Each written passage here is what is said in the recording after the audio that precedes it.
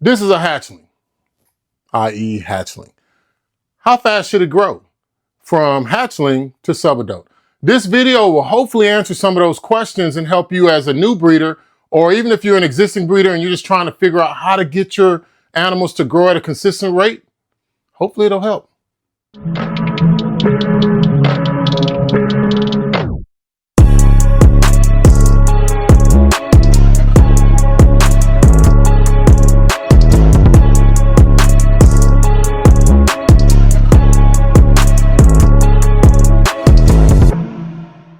Hey guys, it's Paul of Spheric Reptiles, and I thank you so much for tuning in this video. If you're new to the channel, thanks for tuning in and watching this. Hopefully it's some content that will help you. And if you're a returning watcher, hey, I definitely appreciate it. Hopefully we're bringing something to you that is beneficial to what you're doing with your ball pythons. And if you're just interested in reptile information, hey, I hope it helps. This is a really good subject, guys. I mean, how fast should our ball pythons grow from hatchling to subadult? I think that's a question that's debated a lot. Of course, I did a 5 to 14 day study, which is here on the screen, where I had Maximus, our dreamsicle, on a 14-day schedule, and I had Ebony, our chocolate inchy hypo head desert ghost, on a 5-day schedule. Now, Ebony outgrew Maximus by like light years, but he's a male and she's a female. So typically that's what you're going to see, the disparity. So as I'm discussing these growth rates on the video, you got to remember that males reach sexual maturity and stay smaller than females, so their growth rates, as far as grams go, should be smaller. Now, your females, which get larger because they have to carry eggs, they get a lot larger than the males, so their growth rates should be faster and more than the males. So just keep that in mind, and they reach sexual maturity at different stages of their life, which I'll discuss as well. However, this is a very important topic because there's a misconception out there that's around fast feeding versus healthy feeding. One of the reasons why I did that original 5 versus 14 day video was because I don't know in captivity of very many places that are outside of zoos that have ball pythons that are over 25 years old. Now, from that video, I did get some comments from some of the viewers that said that they did have ball pythons that were over 25, and that's great. But that's the goal for every one of these. So at some stage, I'm going to have to change up their feeding, so it's going from more frequent to less frequent, and then what am I actually feeding? And that's what this video is here to cover. So I'm going to start out with the hatchling. Let me grab a hatchling from right here. And this is Sycamore, and she is a leopard confusion that is double heifer lavender pod. So she's a dreamsicle maker. She's a female. You see she already has some size on her. Now, you're going to have ball python hatchlings that fit into 3 categories, right? You're going to either have a small hatchling that's around 40 to 45 grams. You'll have a medium-sized hatchling that's anywhere from 60 to 65, maybe 70 grams. And then you'll have a large hatchling, like she was a large hatchling. So she was born at around 85 grams. So just to start off with, she was ahead of the curve. Now, bigger hatchling babies tend to be more successful than smaller ones, right? Because there's a reason why they're born large or small. But that's one of the things that you will have to take into consideration when you see the egg size in the beginning. Just go ahead and start preparing yourself for the size of the hatchling mentally, so when it comes out, you're not faced with the dilemma. So with the smaller hatchlings, what we typically do here at Spheric Reptiles is we start them off on a live mouse hopper. Just one live mouse hopper. It's jumping around in there, it's acting a fool, it's agitating them. But the whole point of this, and I won't show a feeding of that, is to get them to be agitated enough to take that animal in. And it's small enough to where it won't wreck the digestive system when they feed. So when we feed is normally for those smaller hatchlings, is about 2 weeks after they've shed out their final shed and we've set them up. So 2 weeks after we've put them in here is when we offer them their first meal. So why? Because I feel like when they're smaller like that, everything is smaller. So their heart's smaller, their digestive system's smaller, everything on them is smaller. Now, I've been looking at a lot of textbooks, the Mater text and then Reptile Care, to just kind of get a summation of what this means for this animal. But for feeding wise, what we do is we start them off on a smaller prey item. So I have one that's right here that started off small and he ended up getting bigger. And this is Nike. And you can see Nike, who is a bamboo inchy calico that's double head for TSK and hypo. He's got some really good size on him. But he was born around the same time as Sycamore. And you know she is a lot larger, but this all goes into what I'm about to talk to you about next. So the small animals start off on a live mouse hopper, then we switch them over to a frozen thawed. Now the medium and the large, you can go ahead and start them off on a rat fuzzy, a live rat fuzzy, just one. I know that that's kind of, you know, that some people may not want to do that, but you know, this is how we do it here at Spheric Reptiles, and this is just our opinion on how we get our hatchlings going. We start them off on that rat fuzzy because the rat fuzzy is easier to digest, but it's too big for the smaller ones. But for the medium and the large, it's just the right size. It's a soft-bodied animal, and it helps them get it passed through. So either one, the mouse hopper is very small. The bones aren't developed, but that's the key. You can't really give them something that's too big. So what I need for you to do is to just really think about the size of the prey item compared to the animal's digestive age, right? So just like a baby, you can't give a baby fried chicken, even though fried chicken is very delicious. You can't even give them a prepared fried chicken. You got to give them something like baby mashed up carrots or peas, or, you know, some applesauce or something like that, because it passes right through. And just like a baby, these animals will poop within 5 to 7 days, and maybe even less than that, depending on how well their digestive system is working. So as you're looking at the screen right now, you got Dakota. Dakota is an animal that we hatched that's a cinnamon leopard spot-nosed head clown. And one of the things that we found with him is when we started him off on a mouse hopper, he refused it. When we went to a rat fuzzy, he accepted it. And so immediately after that, because he was one of those medium to largest born snakes, then he went over to rat pups, and he's been on rats ever since. He's been on rat pups, now he's on wean rats and all of that other stuff, as Sycamore is just trying to get her enrichment in. So that's one of the things that you want. And then again, if you look at the screen, you see that linear growth. That's the key that I'm going to stress. You see how it's at probably like maybe a 30-degree angle. That's what you want from the start of your feedings to when they become a subadult. Now, this is a juvenile, so she's just barely passed by the hatchling phase. She's just right under 200 grams. And so you can see the length that she's gotten, the confidence she's gotten, and everything else.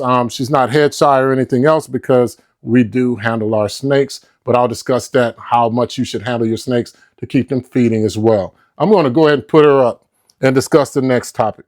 Now you've got your hatchling from 0 months to 3 months. I'm talking about after they've hatched, right? Not when you put them in the incubator. Come on now.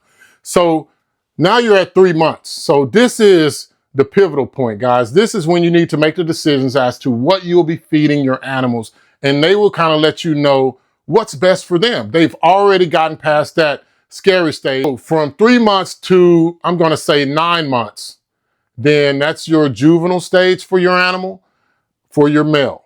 And then from 3 months to 12 months, I'm going to say that that's your juvenile stage for your female. So as you are thinking about how you will feed your animal, the main thing you should be doing is moving to a larger prey item size. So if your animal is just stuck on mice, don't worry.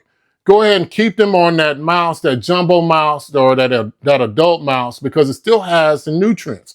And if your animal will take a rat pup at that point, then you can give them that as well. And the key thing is it can be argued one is better than the other. The one thing about the rat is it ends up providing more protein over time if your animal can be on that, and more nutrients over time if your animal can be on that, than the mouse, because the mouse only gets to a jumbo size, and that's only about the size of maybe a very large rat pup to a very small wean rat. Now, again, I'll put the chart on the screen so you can see the actual sizes from Rodent Pro. If you're interested in frozen thawed rodents from them, they're a great feeder source. Like I said, right now we're using Lane Labs, but we have used Rodent Pro before. Both are very good. Now, if you're looking at the charts though, and right on the screen, you see Gizmo's chart. You can see that the linear growth there for Gizmo. And Gizmo is as we're looking at it, he is a black pastel red striped leopard, yellow belly inchy that is heifer clown. That's a mouthful. So you can see at the top, we have his hatchling picture when we bought him from Rice Reptiles. And then at the bottom, you can see now at his juvenile stage, what he is. And you can see the feeding line is almost straight. So one of the things that I want to stress is that if you're charting your weights, if you see a bunch of hills and valleys where your animal's on food, off food, that's a potential issue that you'll probably run into later when it comes to breed. If the animal, as it's developing from a hatchling to a juvenile through that stage, sputters with feeding, then it's probably going to get off food or be inconsistent on feeding as an adult. That's just something that we found in Spheric Reptiles. Hey, y'all, let me know what you think. Now, the second animal that's on the screen is Nevada. Nevada is as you're looking at the screen, she is a phantom spot-nosed yellow belly or ivory that's head for clown. She's just really beautiful. And you see on the top hatchling picture and at the bottom, she has her juvenile stage picture. Now, she's a lot bigger than Gizmo, but she is a female as well. And she's on weaned rats. So this is one of the key things that I want to stress to you. When you're feeding your animals, we're not feeding these every 5 days. We stick to a 7-day schedule from hatchling through that juvenile to subadult stage. Now, after they enter into that subadult stage, then we switch them to a little bit longer times. So we'll go from 7 to 10 days or 7 to 14 days. It just depends on what time of the year it is, because it doesn't do us any good to crash their digestive systems. And we feel like they're starting to slow down their growth at this point and go into their adult phase. And as they make this transition, I don't want to be disrupting their digestive health. So it's always about the digestive health with the animal. And we'll talk more about that later on in this video. But in particular, you're going to have males that are in different sizes and females at different sizes. At this stage, what I recommend is for you to feed your males either a jumbo mouse or a larger rat pup. Now, some of them might take weaned rats, but stick to that rat pup size because, again, we're talking about digestive health and it will get them that consistent growth. Now, with your females, you want to start off with, if at this stage, once they get into it, they're going to still be on the rat pups. And then you slowly wean them over to the weaned rats. And with that, that'll help them continue to grow because remember, these females are going to get larger than your males. And that's something that you got to always keep in mind. The female's target weight is going to be about 1,500 grams for when they reach sexual maturity.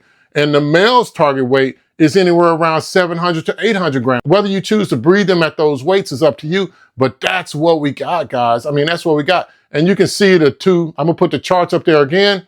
So you got Gizmos, and then you have Nevadas, and you can see how both of them are linear, right? So that's the main thing that I want you to take away from this. And it's important for you to take those weights. So subadults. So subadults are, this is when you actually start to see that the animal is noticeably bigger, because if you were breeding them or you're just keeping your reptiles, you're holding them every day. So you kind of don't put in perspective. So I'm gonna say take pictures or videos of your animals.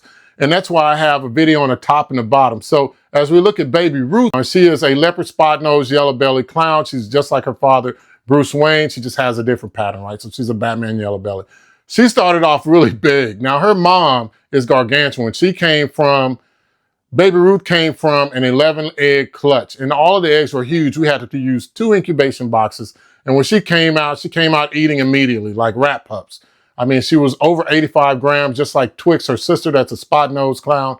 They came out eating rat pups. It didn't matter if it was alive or frozen thawed. So one of the things that I wanted to be careful with her is to not overfeed her, because when animals are such aggressive feeders, they can actually overeat. They might eat 2 rat pups in one feeding. And we know that that's not good for them. So what we've done with her, as we do with all of our animals, is we try to make sure at the subadult phase that the males are on weaned rats, unless they may have a preference for the mice, in which case then we give them a jumbo mouse. But still with that, with the males, it's still every 7 days.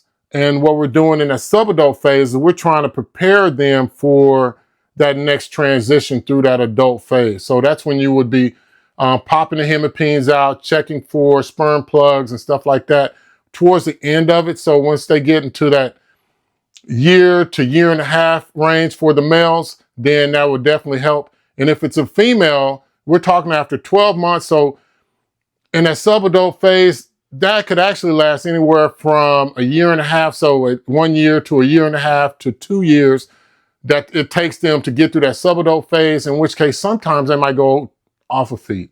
So if they go off a feed, then it happens. But if you're looking at the screen right now, you see again Baby Ruth's chart, and it's linear as well. And so the number one thing I keep stressing, guys, is linear. So you need to track those weights. And if it's straight it's great. But if it goes up and it goes down and it goes up, and I mean sharp hills and valleys, then you have some concern. Just really check your husbandry. So that's what I'd like to discuss next, is your husbandry is key, guys. And up here, and you see we got parents going on, but up here, and I'll show a close-up of this on the screen, we have our Vivarium Electronics VE300X2, right? So with that, it's pulse proportional. That keeps a steady state of 90 degrees on their under tank heat mat, right? So, and then in this room, it's about 65% humidity, and the ambient room temperature, because this is wintertime, is around 75 degrees. So, and that's still a little bit warm. You know, I'm kind of getting moist under the arms, just being in here next to all this heat that's coming from the back. But the main thing that you want to stress is that husbandry. Husbandry is key. If you get that humidity level up high enough, and you keep that temperature at a consistent rate, and you allow your animals a place to where they can get on the heat or they can get off the heat, that definitely will help your feeding. Now, before I was holding, and I'll get her again, I was holding Sycamore. So this is one of the things that could hurt your breeding projects. Now, if you're breeding, that's different than having a pet. So as a breeder, a future breeder, she gets held. Sycamore gets held all the time. So she gets held when we change her water. She gets held when I do a substrate change or a substrate clean. She gets held in between time because I spot check during the week. And then sometimes I just grab them and I'll just hold them like this just to get her used to it. But in no way am I holding her for hours on end, or am I subjecting her to a lot of stress, because even at this size, she's still just a baby, right? She's a baby as far as ball pythons go. She's not even a year old. And one of the things I do not want to do is to cause her undue stress. So having the correct environment for her at the correct humidity, and then not over holding her, will keep her growth scale linear. And that's one of the key things that I always want to stress, because people constantly ask, you know, how often do you feed? And then they ask, how often do you hold the animals? Well, I consistently feed all of these animals that are over here, or if they're in that subadult phase, every 7 days. And now, as we go to the breeders who are a lot of the time, some of them that are smaller are in these 40-quart tubs, and some of the other ones are in these 3-foot tubs. All of the animals in the 3-foot tubs are breeders. So the breeders outside of breeding season, they get fed every 14 days. Just because I don't need them getting super thin, but one of the things that I do is I feed them a smaller prey size. So if, like in Nicki Minaj's case or Medusa's case, they like medium rats. If I'm pairing them up, then they get that medium rat. But if it's outside of breeding season and I'm not pairing them up, like I'm not pairing up Medusa this year or Head Clown, because I just think that 2 years in a row is a lot. She's getting this year off. So she will get a small rat. And Nicki Minaj right now, because we're trying to see if we can develop follicles for her, we're trying to give her medium rats, because we know that she went through ovulation around March. So this is the time where we're trying to get a little bit more fat stores up in her. And that's what we do. But so as you are thinking about your breeder animals and moving past that subadult phase, if you're not breeding them, go to every 2 weeks with a smaller paradigm. So if you feed a small rat, feed them a wean rat. If you feed a medium rat, feed a small rat. And that way, you're not overloading their digestive system, and they can share some undue weight that'll hurt them and their digestive system ultimately in the future. For the last part, we're going to talk about feeder options, right? And I think feeder options are the most important. So which one is better? Is it mice or is it rats? Now, as you're looking at the chart, you can see where when you're starting your animals off, rat pups offer the best growth. Now, I put this chart together with the help of AI, and it helped me to understand this, but then I also have a separate chart that explains the breakdown of the fats, the proteins, the carbs, the vitamins, as well as, is that it? Fats, carbs, vitamins, proteins, and calcium. Right. Thank you, baby. Thank you. Man, I'm telling you, I'm getting old, Jack. And so if you're looking at this first chart, that's like the bang chart, you can screenshot all of these. This helps to let you understand where to start your animals off to, or where you should be trying to get them to, because that rat pup is the key to great growth, and it kind of segues into the other feeder types that you can get to. Of course, there's a lot of different sizes in rats. Like I didn't put up a feeding chart size for the mice, because if you start off with rat fuzzies, whether you feed a small mouse or an adult mouse, there's very little difference in that. It's very little difference in the nutritional value of that. But if you go from rat pups to wean rats to small rats, or maybe even medium rats during the breeding season, when you get past the subadult phase, then what you'll see is you're able to keep your animals developing more, especially when it comes to the females and developing those follicles and reaching term with their pregnancy or going through ovulation, having that pre-late shed, and then ultimately laying some very good viable eggs for you. For this example, what I'd like to use is Texas, and he is a chocolate desert ghost hypo. So he's one of our boys that's close. I mean, he's almost to adulthood, but I want you to see his full, and we actually purchased him from Fireball Reptiles. And you can see when we got him, his weight and how linear that is on his growth scale. Now, this is a guy who will eat mice, rat pups, and he'll eat weaned rats. But we try to feed him weaned rats, like a very small weaned rat, because we want his growth to stay consistent. He's not overweight and he's growing. Now, if we look at Athena, on the other hand, Athena, when we actually purchased her from some friends of ours, and what we found was that starting her off on rat pups was key. We tried to offer her mice. She didn't like it, because we generally try to offer a mouse to see if they are going to eat. And then we go to a rat pup, and then we go back to a mouse. And ultimately, we try to see which one will feed on the other. And fair note, we're feeding frozen thaw to over 90% of our animals now. So that's something, if you want to ask that question, we use a vacuum sealer method. But going back to Athena, if you look at the screen, you can see her linear growth curve. And Athena is a fire yellow belly that's heifer pied. I know she doesn't have all these super genes, but this is a combination that we wanted to work with. And now she is on small rats. She's on small rats, and she's grown tremendously. As you see on the chart there, you can see where she's at, and it just works, guys. It just works. So I discussed a lot today, and just in wrapping up, trying to keep the video to a small number of time. And just wrapping up this video, one of the things that I stressed was, so there might be a misconception over fast feeding versus healthy feeding. What I'm saying is adjust your prey size according to your feeding frequency and the size of your animal. Remember that mid-body girth and where they are. If you have a small, medium, or large hatchling, feed them accordingly. Start that small one on a mouse hopper. Go for the medium and a large hatchlings. Try a rat fuzzy first, right? Not a rat pup, but a rat fuzzy, because it's smaller. Now, as they move over after that 3 months into that juvenile stage, then what you should try to do is either have your animals on an adult mouse or a rat pup. And you keep them on that for the duration of time. And as they get closer to their subadult phase, you'll naturally see the progression of the females or the males, depending on how big they are, because we don't want to limit their growth to a weaned rat.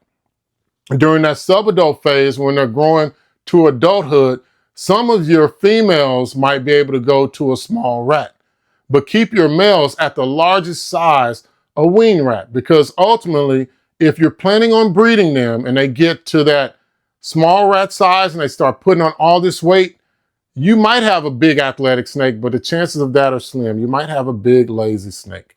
Now, there's a lot of discrepancies in that. Now, we do have some big males that are around 1,800 grams, but they're very athletic.